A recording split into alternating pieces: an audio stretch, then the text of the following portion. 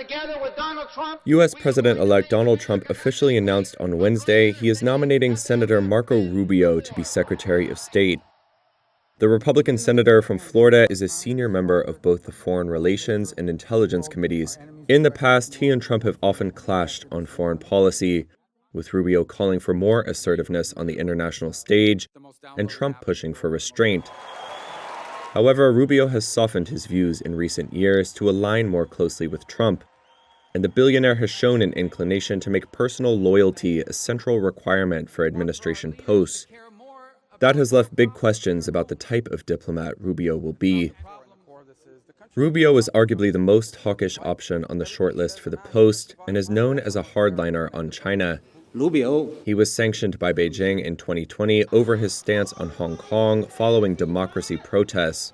Director of the SOAS China Institute, Steve Zhang, told Reuters that Rubio's selection would put China in a potentially tough position. Because China will have to lift its sanctions against Rubio. Otherwise, they cannot talk to the U.S. Secretary of State, which is simply not an acceptable situation for either country to be in. Zhang believes China won't want to be accommodating of U.S. senior officials. As a result, he anticipates that Chinese President Xi Jinping will push to skip over Rubio and pursue a direct line with Trump. I think what we are going to see as a result is that the Chinese government are likely to put Xi Jinping to engage directly with Donald Trump much more than has happened under the Biden administration. Xi believes that he could work his magic on Donald Trump as he had done in the first Trump administration. The choice of Rubio as Secretary of State could come as some relief to U.S. partners worried that the Trump administration could pull back from its global network of alliances, including NATO.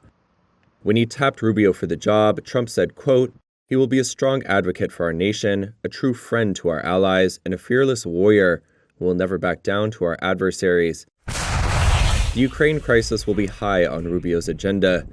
He has said in recent interviews that Ukraine needs to seek a negotiated settlement with Russia rather than focus on regaining all territory that Russia has taken over the last decade. Earlier this year, he voted against a big military aid package for Ukraine, Israel, and other U.S. partners. Rubio told NBC in September, quote, "I'm not on Russia's side, but unfortunately, the reality of it is that the way the war in Ukraine is going to end is with a negotiated settlement."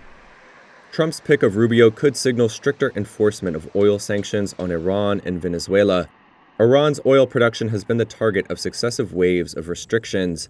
During Trump's first term, oil exports from the third largest producer in OPEC slowed to a trickle.